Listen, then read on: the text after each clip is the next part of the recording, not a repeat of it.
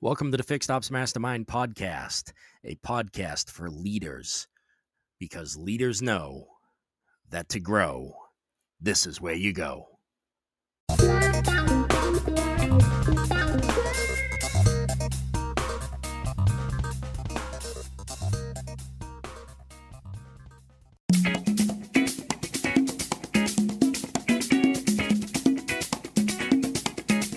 Hello and welcome to episode 3 of the Car Biz Chronicles. You know, the first 2 episodes we focused on the front end of the house. This time we're going to focus on the back end with Fixed Ops. And I could think of no one better to have a discussion with than the Fixed Ops Mastermind himself, Fixed Ops Foy, Dave Foy. It was phenomenal. This guy's depth of knowledge. I mean, he started working in a gas station when he was 13 years old. He lives this business. He's phenomenal. One of the quotes that stood out to me was, take care of customers and the money will follow. And I think Dave really personifies what I'm trying to get done with this year's Car Biz Chronicles and people in process, because he just gets it. He talks about how process changes will affect RO count, and looking at your people, sort of individually will help you better than sort of blanketing an opinion. So please get your pens, get your pencils, sit down and listen to one of the most engaging, honest, and smart Fixed Ops digital people I have ever had the pleasure of meeting in my life. Once again, Dave, thank you so much. Audience, please sit back and enjoy Dave Foy talking all things Fixed Ops. Hello and welcome into another episode of Season 2, the Car Biz Chronicles. I'm joined today by Dave Foy. Dave, nice to have you, my friend. Thank you for having me. Wonderful, wonderful. We are here in Boston, Massachusetts, getting caught up with Dave on people and process, which is the overall theme of this year, as you guys have probably seen by now. And when we talk people and process, we're looking to really dive into best practices. And that's what we're going to jump into today. But Dave's been doing this over 30 years, so I think it's necessary to get a little bit of the origin story. Dave, tell me, where did it all start? So if I go way back, it started when I was 13 in a gas station. Okay. Times have changed. I was running a gas station when I was 13 on Sundays, was my day to run the gas station. That was my first parlay, if you will, into the automotive business. Awesome. From there, it faded away until after high school. I went into Ford's asset program. I was a tech for a few years. Okay. I was a horrible tech. And what made you? When you say that, what do you mean by that? It's tongue in cheek.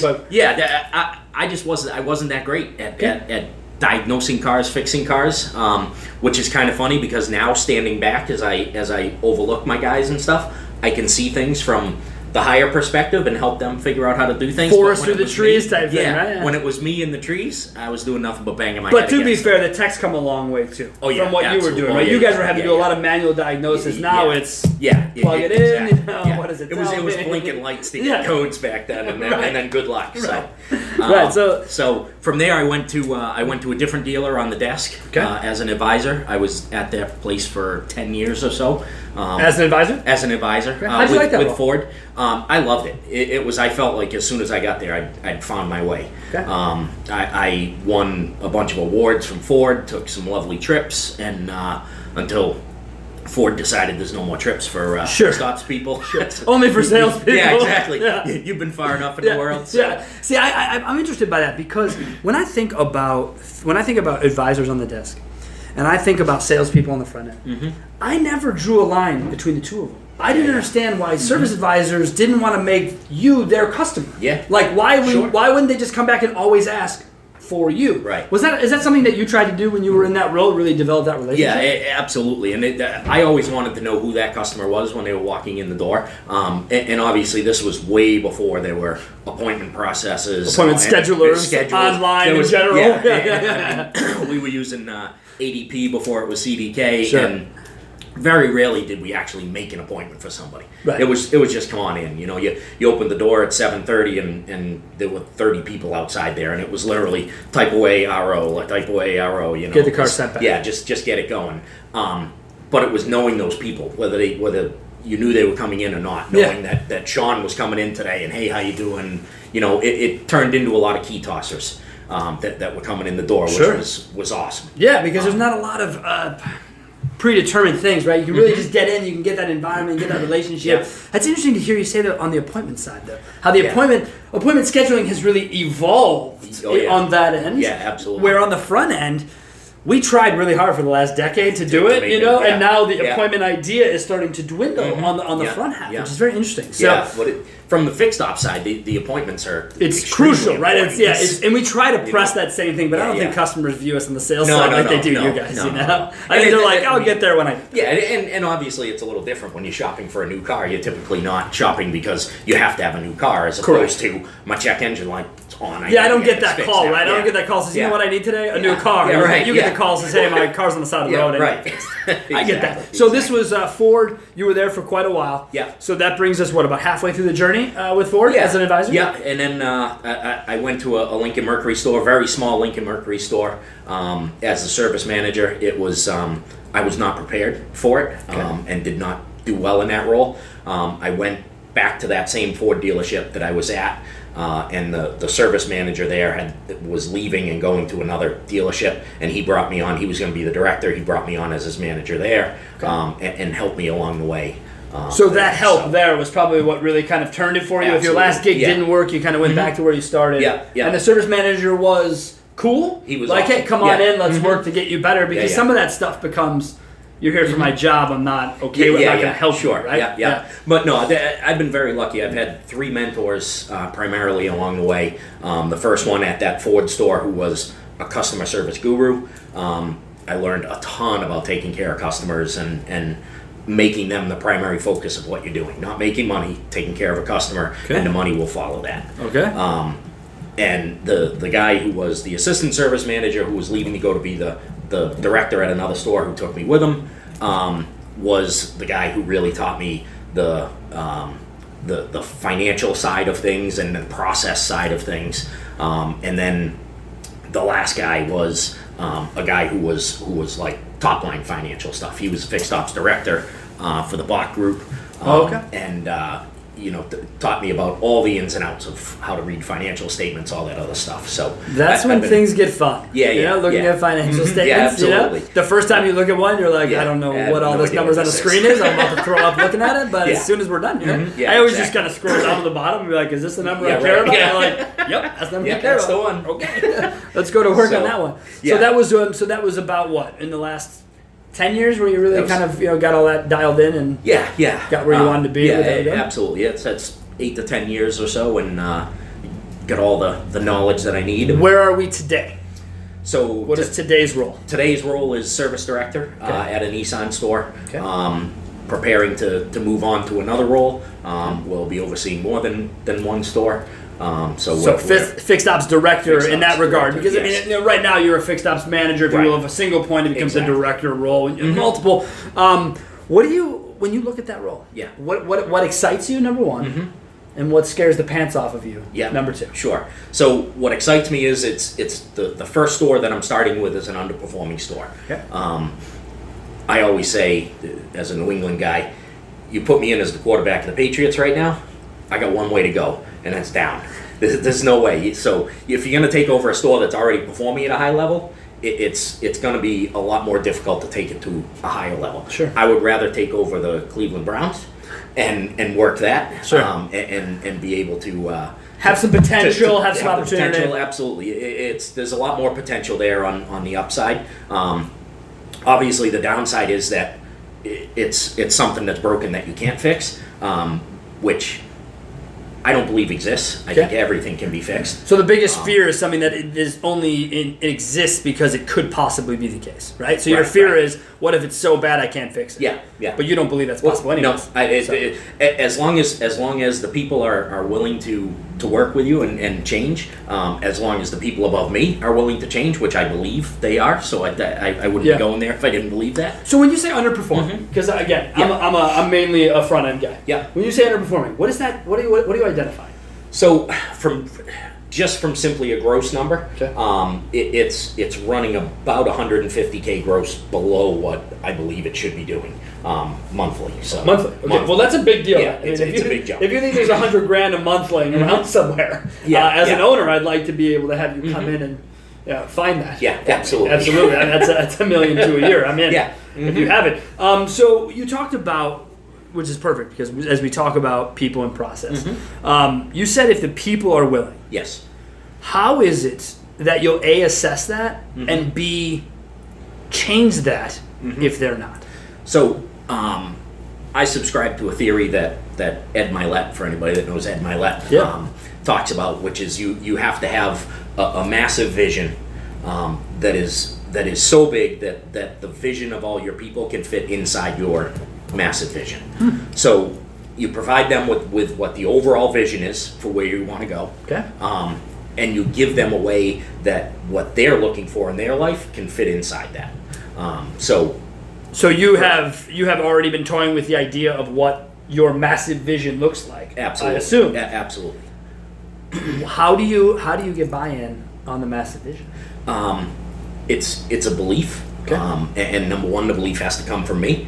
I believe that we can hit that and make your lives more better, person. right? Ultimately, Absolutely. if you're going to bring in $150,000, someone's going to make more money besides the You're all owner. making more money, right? You're all making Tax. more money together. That means we're going to do more. Absolutely. Okay. And that's the initial sell is that you're going to make more money Financially. Yeah. You can get your initial buy-in from that. Okay. From there, it's working processes and getting them to see how the processes, although initially are going to be a little more difficult because it's not something that they're used to. In the end, it's going to make their lives better and easier. Because the to process deal that with. exists today at that delership is broken. Otherwise, they wouldn't be out $150 a month. Right? Exactly. So you're going to come in and say, "Time to change process," Yes. and they're going to go, "Yeah, I don't we've know been if I doing wanna do things the that." same way for X amount of years." To which Exactly. you get to reply, "That's why I'm here. Exactly. I get that. Let's do it together." So will you? I know you will, but will you dig in and see what's currently being done and try to adjust from within, or do you just have a plan you know you're going to walk in with because you've been running Nissan stores for so long? You have a tried and true plan. I mean, I know what my plan is. Yeah. But I'm not going to walk in there and just Put the plan down. hammer that plan in. Yeah. Typically, what I like to do is take the first couple weeks, just observe what's going on, and get to know the people a little more. So that number one, they can become more comfortable with me. Sure. And I want them to understand that I'm there to protect them and to help them. I will give them cover fire when they need it, as long as they're doing what's right. You're happy to do that. For the company, I am more than happy to provide them with the cover fire from higher ups to keep them off of Which is them. which is a big part of the gig in general. Is to be Absolutely. able to keep, because for our company here at CarBiz, that's what we do for dealers on the marketing side. Is we just keep you away from all the craziness that goes on with the vendors and the nuts and reporting, all this other stuff you can't keep track of. Is we protect you from that. But in your world, when you go in to do that, what is, because you've done it before. I mean, you've obviously been in a Nissan store. You've arranged processes. Yeah. But in this gig, you're going to work with someone, right? Yeah. Who was the service manager, which they will still be, but they've never really had a director above them, right? And you guys share kind of the same distance in the business, as long as you've been in it. How do you intend on dealing with that sort of coming in as someone who thinks that you're there to replace them, which clearly you're not, because you're above them, but maybe they thought they should be above, maybe they thought that should be their job. Sure. How do you envision that? I see that more as a partnership. Obviously, this person has a ton of experience, which means I have a lot that I can take from them to learn. Yeah. I don't ever believe that I'm the smartest guy in the room. And as the saying goes, if I am, I need to get the fuck out of that room. Right, I need to find a new fucking room, right? Yes, for sure. I need a new room. For sure. That's a good point. Yeah, that's a good point. I mean, I'm excited about what I can learn from her. Because people in process is both ways, right? So you can get there. Maybe there's something within their process. You go, I actually this works. You know, it's just maybe we try this instead of this, but this part works. Exactly. So when you look at people and process, which do you believe kind of chicken or the egg? Which do you believe comes first? I believe you have to have the people bought in before before. You can have the process ahead of time, but the people have to be bought into it, or the process doesn't work, no matter how good it is. Do you believe that anyone can be put into a position, or do you believe that certain people just may be over their heads in certain positions? I believe that anybody can do any position so long as they're willing to put in the effort. And follow the process. Follow the process. Back to your, as much as I do not like to talk about New England Patriots, because it doesn't matter to me. I'm actually a Packer fan. It's irrelevant. But I've always been of the belief that, again, Tom Brady is what Tom Brady is. But if tomorrow something happened, they wouldn't necessarily fall completely on their faces because they've been following such a specific set of processes for the last 15 years, whatever it is, under one guy's tutelage. Yes. That the next guy, he won't be Tom Brady, but you won't be the Browns. Yeah. Right? Right, exactly. So that's pretty impressive when you look at process, because I like how you talk about bringing the people in first. Yeah. Because I've always done it as process first. Yeah. I've always said, look, dude, here's the process. Come with me and fit in. Sure. You know, whereas people are always kind of retrospectively thinking about it. People are like, well, but I don't understand it, right? I don't get it. Yeah. I didn't have their buy-in previous to even asking them for that. Yeah. So, interesting. Well, today, if you were to, not today, you're walking into an underperforming store. What's going to be the first process that you're going to really look at to say, this is what I need to put my first process is always the service drive. Okay. It's the first place the customers are interacting with our store. It's the first place that our customers are interacting with our advisors, valets, whoever's there. Okay. And without customers, none of this really matters. So.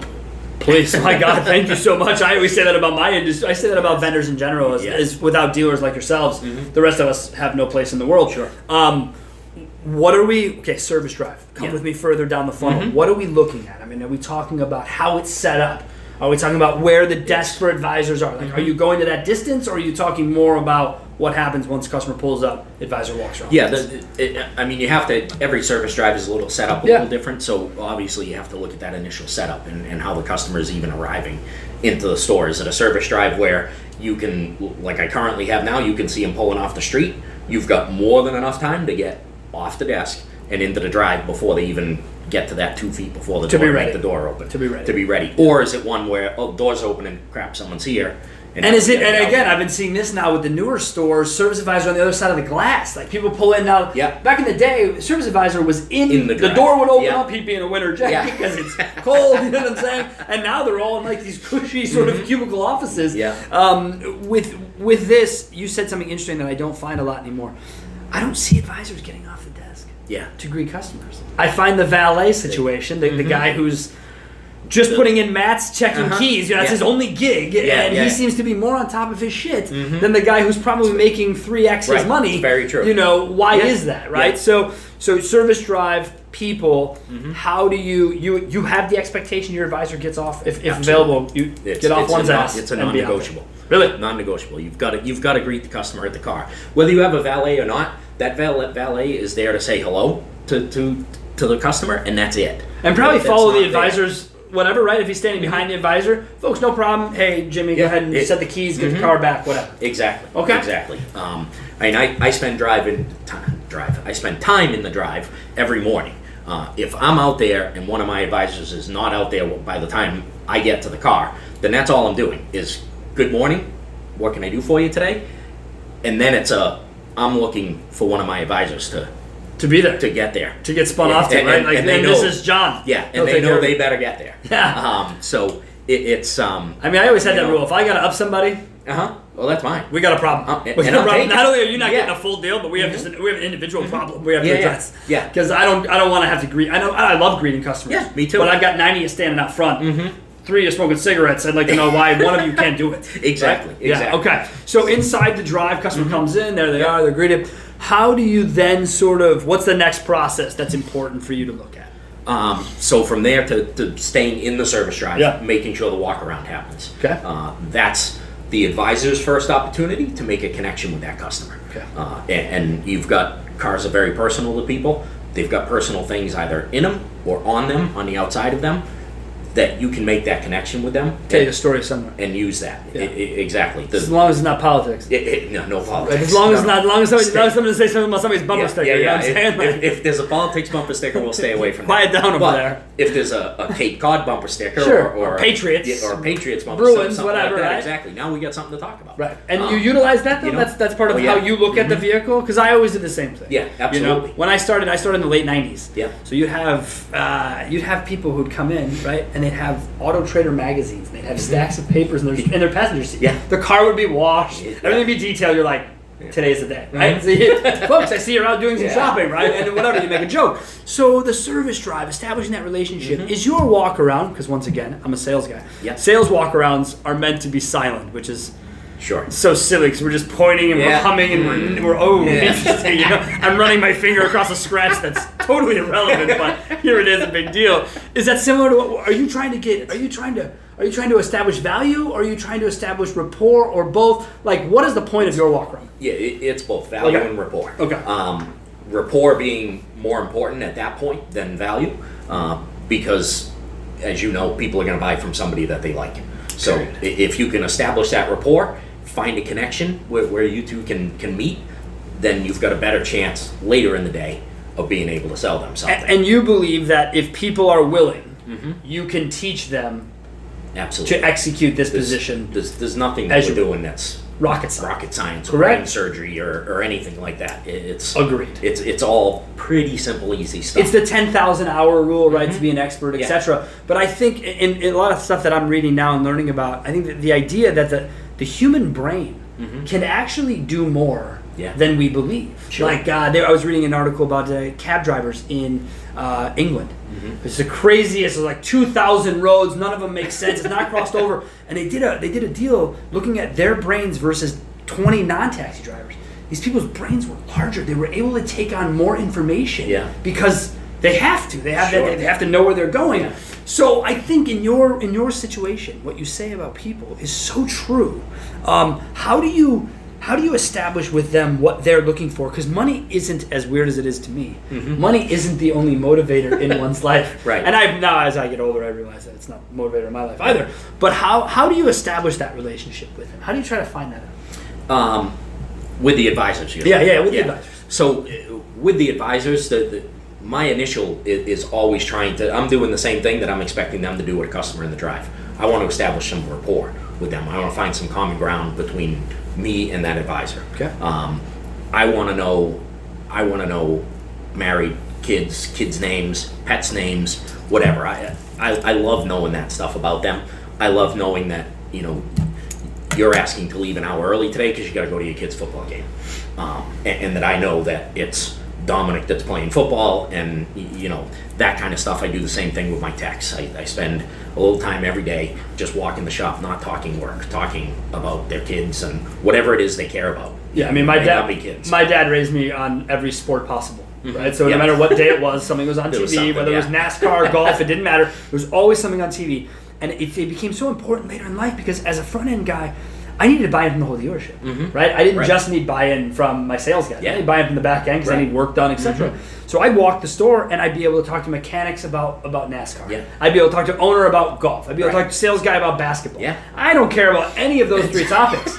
But before I walk in, I check ESPN. I see who won the race. I see who won the golf event. So that at least you have that. Do you have specific meetings, Dave, with your people? Like, is it once a week we're going to do an hour, or twice a week, or is it just as needed? How do you do it? Yeah, I don't have anything set where we do a 15-minute. Because as you know from a recent episode of my show, I hate meetings. Yeah, and I despise them. But I wonder from your opportunity, is it something that is so it's not ingrained? You don't have it set up that way. No, and if I'm going to have a whole shop meeting, it's usually a semi-impromptu. And just pull everybody together in one of the bays, and we talk about whatever it is we need to talk about. Just happened, whatever raised it up. Either it's something that just happened or something that's about to happen. But Dave's not having a 1 hour Friday morning requirement. We're not sitting there just talking, and I don't want to have a meeting to have me talk. There's got to be some kind of reason for that. We have clapping here from the back. Yes, no, it's a wonderful point because if not for that, those seem to me always be the best meetings. The ones that were like, whoa, come here, everyone get around. Like what we just had happen cannot happen again, and here's why. Yeah. Or what just happened was so cool, we have to repeat it, and here's why. With your people, how do you handle just? So salespeople, we have prima donnas, right? Baseball, football's wide receivers. Right. How do you handle your wide receiver? How do you handle the guy who's above all of it because he knows who he is and he does what he does his way? So my way of handling that is you have to bring them into the fold and kind of it's almost counterintuitive. You have to almost play into the importance that they feel and bring them in and say, look, everybody looks to you. Everybody's following what you do. I need your help. This is what I want to get done. Can I count on you to help me with this and whatever it is? And typically I try to make it one specific thing at first so that person now feels like, hey, he's asking me for help. Yeah. And it works counterintuitively. Instead of blowing their head up more, it tends to make them feel like, oh, I am kind of important and I want to help him. I want to help Dave out.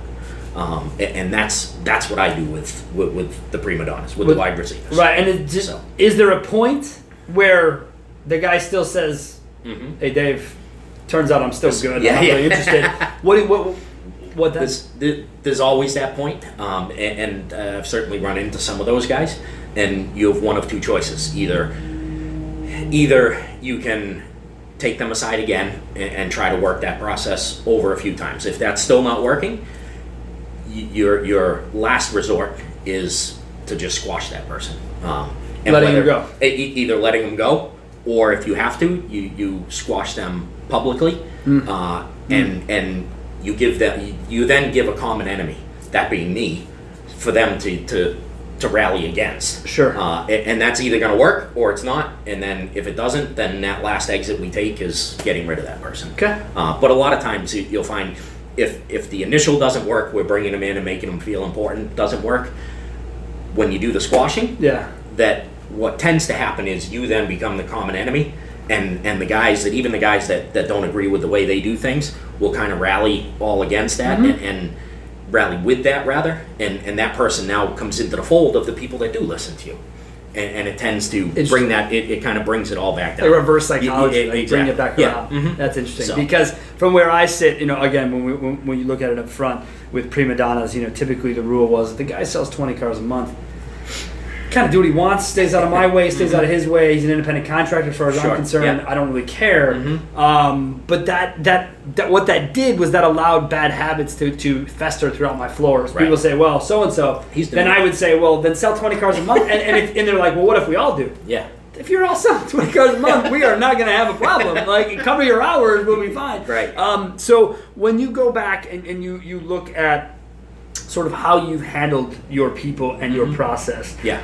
What do you say is the biggest thing that's changed with you as a person looking at process and people? Like, what have you changed? I've changed certainly the way that I approach. I was a person who went from 0 to 100 in temper and in moments. And it didn't take a lot, but number one, times have changed, and people don't respond to that. But you could do that back in the early 90s. You could do that, and then at 5 o'clock it was punching out. You were like that sheepdog and the wolf on that cartoon, where they punch out and then they go away. And that's what it was. You punch out and hey, we go have a beer or whatever, and everything was good. We're you good. Come back in, we do it again. Yeah. You do that now, and it's like people's feelings are hurt. Everything's done that way. Yeah, it's interesting because I haven't run a store, and I haven't been in a store in almost 10 years.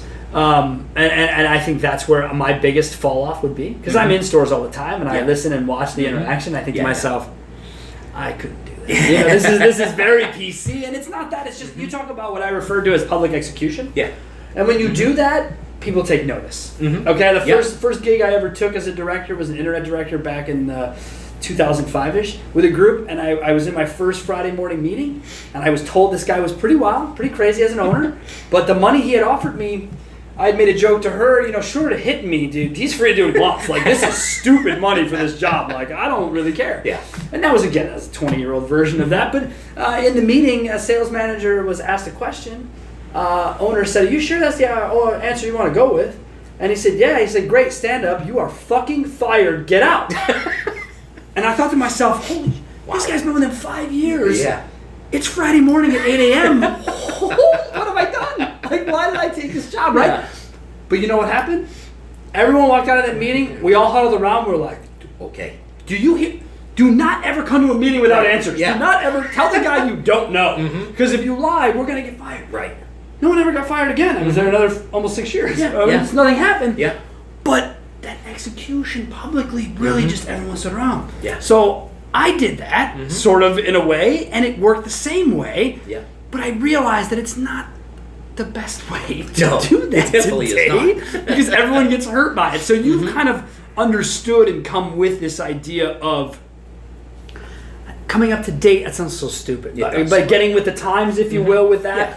Has that been a hard adjustment? Because I would call you an old school car guy. Oh, yeah. As I would call myself, and most of the guys we're talking.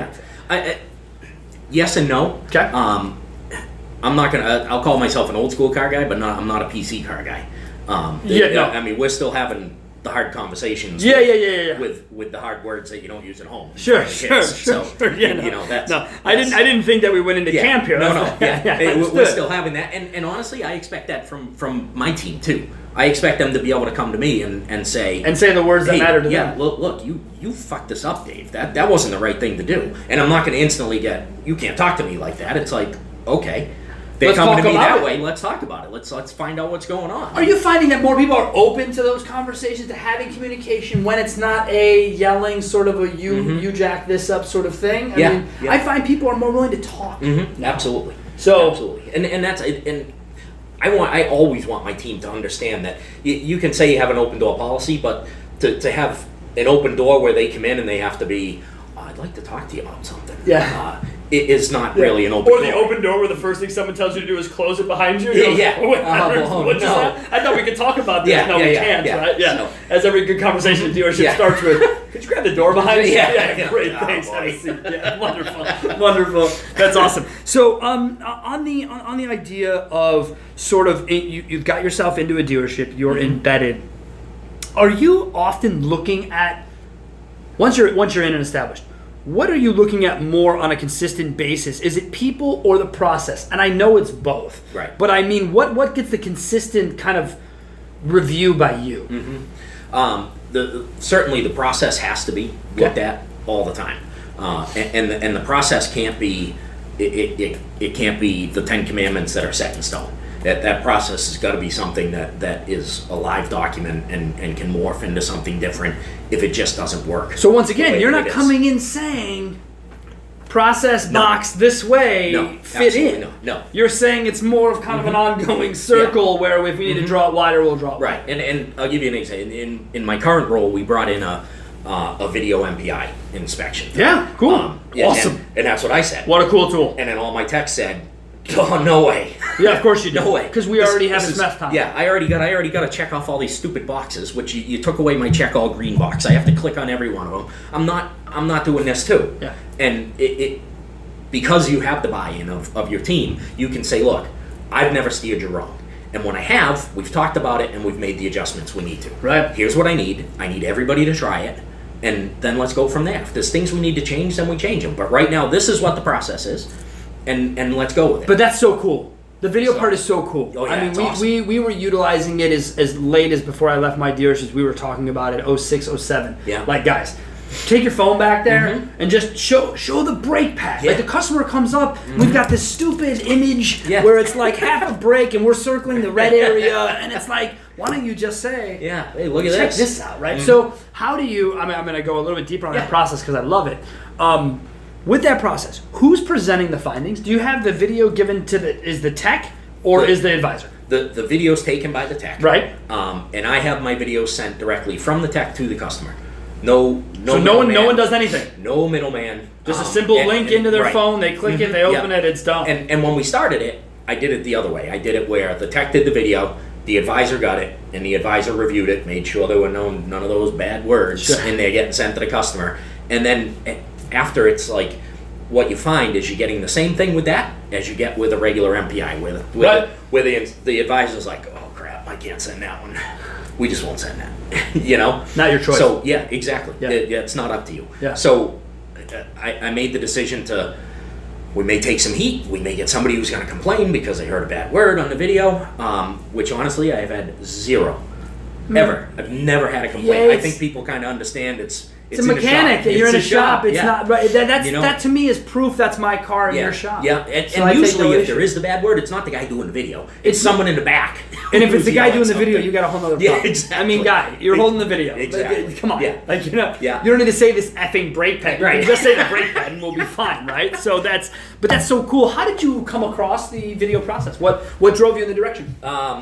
The video thing is something I've known about for a while. I used to do it when early, not with a video, but with pictures, like you said. Yeah. If I was out in the drive and somebody had a really corroded battery, and we were testing batteries, and I'd take a picture of the corrosion and walk back in while the advisor was writing them up and go, hey, just so you know, we're doing your battery test, but this is the corrosion on here. You should really get a battery service done. It's hard for people to say no to video of their own car. Yeah, it really is. And have you noticed the client service go down when you utilize video, or have you not gone into detail? No, they absolutely go down, and your hours per hour go up. I mean, we saw a spike of a half hour per hour in the first month of using a video MPI. I mean, guys are paid by the hour. That's a 50% bump. Yeah. That's not hard to get a mechanic's buy-in, is it? No. If it's like, and that's you're exactly like making what more per hour, bud? They go, yeah, I do. Yeah, and that's exactly what happened. Is guys started going like, oh wow, hey. As mechanics don't really get this, and I don't think salespeople do either. They kind of have our industry by the balls right now because there's just not enough of them. Right. No one wants to do that job anymore? Yeah. You talk to a 6-year-old kid, he ain't talking about going to diesel college. No. He doesn't care.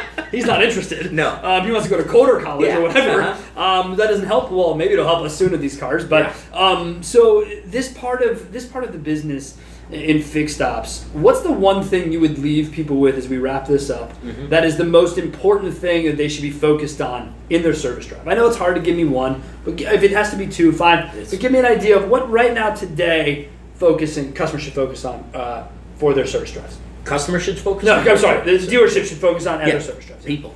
People. It's one word, simple. People. And is that both ways? Whether that's customer or your team of people, it's people. People. That's what drives everything in this life, but it certainly drives this business. I love it because you opened up our episode here with talking about take care of a customer and the money will follow. Absolutely. And you close it the exact same way. Yeah. I absolutely love it, my friend. Where can people find you to follow the Dave Foy journey? Where can we do it? LinkedIn is where I'm most active. And you got a nice sized group in there, right? You got something big going on LinkedIn. Tell folks about it. Fixed Ops Mastermind for everybody involved in fixed ops. Come and join us. We do every other Tuesday a live Zoom call.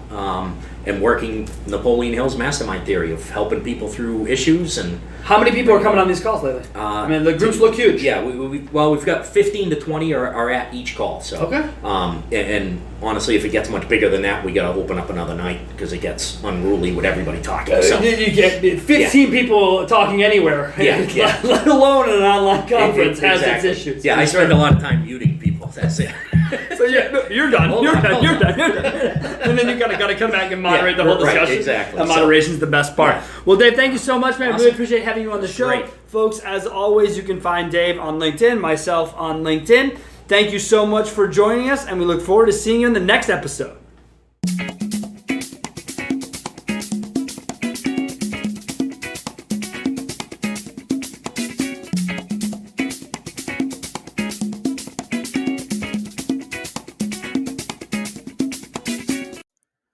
Thanks for joining us on another episode of the Fixed Ops Mastermind, where leaders go to grow.